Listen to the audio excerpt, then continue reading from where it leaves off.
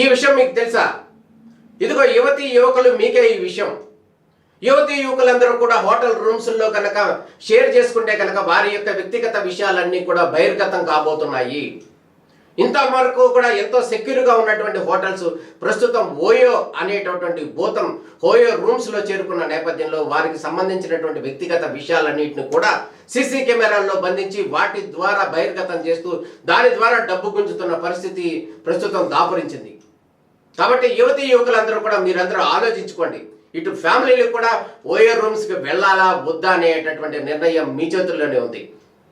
మీరు ఎప్పుడైతే కనుక రహస్యం అనుకుంటారో అదే బహిర్గతం అయిపోతున్న పరిస్థితి కనపడుతుంది. మీ సెక్యూరిటీకి ఎటువంటి రక్షణ లేని పరిస్థితి కనపడుతుంది.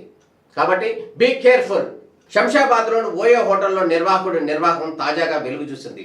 హోటల్ గదిలో రహస్య సీసీ కెమెరాలు హోటల్ నిర్వాహకుడు ఏర్పాటు చేశాడు. రూమ్ అద్దె తీసుకున్నటువంటి వ్యక్తుల యొక్క అశ్లీల చిత్రాలు చిత్రీకరించి బాధితులను ఓయో హోటల్ నిర్వాహకుడు బెదిరిస్తున్నాడు.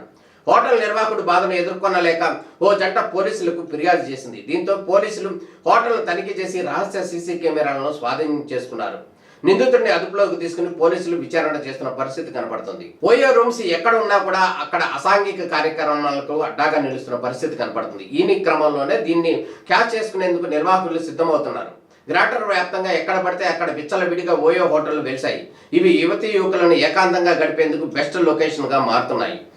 కొన్ని ఓయో రూమ్స్ డ్రగ్స్కు కేంద్రాలుగా కూడా మారుతున్న పరిస్థితి కనపడుతుంది. ఆన్లైన్లో రూమ్స్ బుక్ చేసుకుంటున్నటువంటి యువత గదుల్లో విచ్చలవిడిగా మద్యం సేవిస్తూ డ్రగ్స్ తీసుకుంటున్నారు.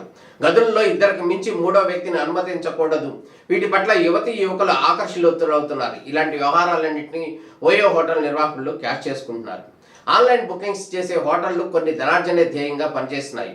ఓయో లాడ్జీలో సీసీ కెమెరాలు ఏర్పాటు చేయాలని చెప్తే నిర్వాహకులు ఏకంగా రూమ్స్లోనే సీసీ కెమెరాలు ఏర్పాటు చేస్తున్నారు. యువతీ యువకులు ఏకాంతంగా గడిపినటువంటి దృశ్యాలను చూపించి వారిని బెదిరిస్తున్నారు. డబ్బులు కూడా గుంజుతున్న పరిస్థితి కనపడుతుంది. ఇదే విషయం బయటపడితే కనుక తమకు ఎక్కడ ఇబ్బందులు వస్తాయో అని చెప్పి అడిగినంత డబ్బు వారికి ఇచ్చుకుని సమర్పించుకుంటున్న పరిస్థితి కనపడుతుంది. ఓయో రూమ్స్ లో గదుల కోసం వచ్చే వారి యొక్క ఆధార్ ఇతర గుర్తింపు కార్డులను తీసుకుని పోలీసులు చెప్తున్నా నిర్వాహకులు మాత్రం పెడచెవిన పెడుతున్నారు. ఓయో రూమ్స్ పట్ల సమాజంలో ఒక రకమైన భావన ఏర్పడింది. ఇవి అసాంఘిక కార్యకలాపాలకు నిలయంగా మారాయనేటంలో ఎటువంటి సందేహం లేదుగా అన్నట్టుగా కనిపిస్తుంది. పోలీసులు పూర్తి స్థాయిలో చర్యలు తీసుకుంటే కనుక ఈ ఓయో రూమ్స్ అసాంఘిక కార్యకలాపాలకు చెక్కుపెట్టే అవకాశం కనపడుతుందని చెప్పి ప్రజలు కోరుతున్నారు.